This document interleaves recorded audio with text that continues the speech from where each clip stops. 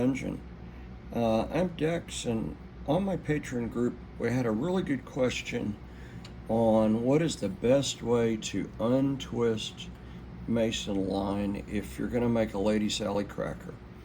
If you look through my playlists, Lady Sally actually has a video on how to make her cracker, and I have a video later in the series myself showing how to make a Lady Sally cracker.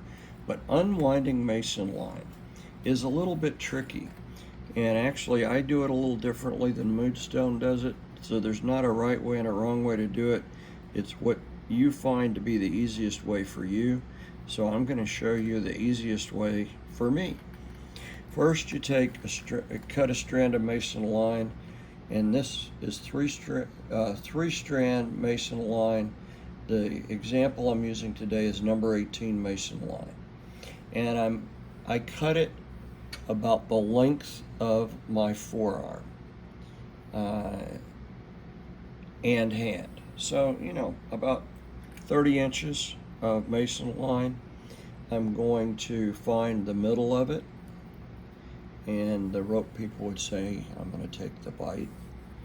Okay, and so this little loop represents the midpoint, and I want to leave this loop twisted because it's going to make it easier to tie on your whip.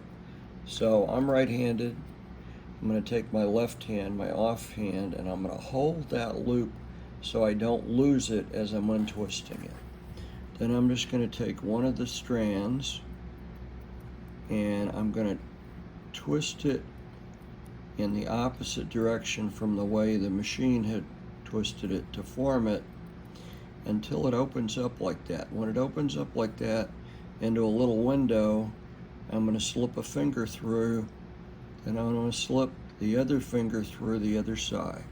So now I have the three strands separated, okay, and I'm using my first finger and my middle finger to hold those loops open.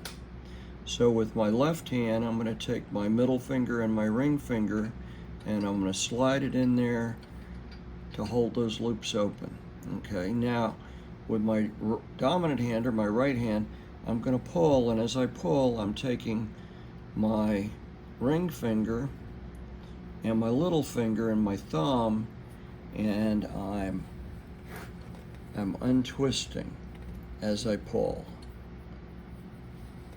I'm using those fingers to continue to unwind this mason line, and once it gets started, it kind of just unwinds itself.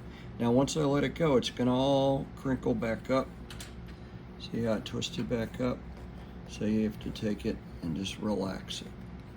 Just work with it till that strand's completely relaxed. Go to your next strand and let it untwist, let it relax. When it's completely relaxed, take your final strand and let it unrelax. Okay, so now I have three strands completely relaxed and ready to braid. But what do I do with this? Well, I got to do the same thing. I'm going to twist in the opposite direction, and as I twist, I'm using these fingers to kind of hold my place, because we want that to open up where I can get my fingers in through it. And once I get my fingers in like that, I'm going to take my offhand and I'm going to slide those in as placeholders, and now it's unwind time. So we're going to use my right hand, first two fingers, and I'm using the rest of my hand. That ring, little finger, and thumb are still going to work, and they're untwisting. And I kind of got caught up with the other strands that were untwisted. Okay, here we're back. Okay, so we're untwisting that. I won't say this is easy, but it gets easier the more you do it. I'll tell you what's difficult is making a video on how to do this, so bear with me here. Okay, we get that untwisted. Now it's going to curl up. And once it's curled up, I'm going to take it And I'm just going to take one strand at a time and unravel it, let it relax. Go to my next one, unravel it, let it relax. And finally the last one. Unravel it, let it relax. So once they're all relaxed, I now have taken 3-strand Mason line, untwisted it, and I have 6 strands here. Okay, but I kept my loop. My loop is still twisted up. That's going to form the eye of my cracker. So my little setup here is just a split ring and a carabiner. And this carabiner is a weight-bearing carabiner. It's like what you'd find on a keychain. Okay, but it's going to form a little workstation for me so that I'm able to braid this cracker. So I simply slip the eye over, and I'm going to need to match these up. So I've got to find 2,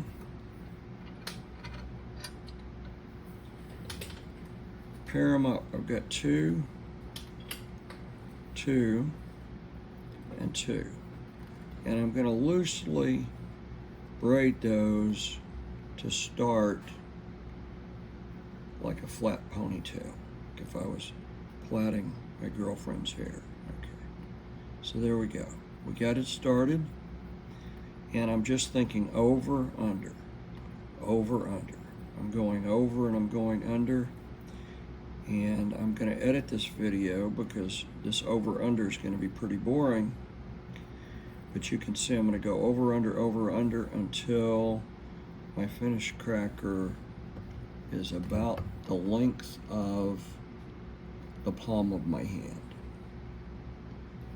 And I have a couple here that I'm going to measure with because when I make them like I'm making a match set.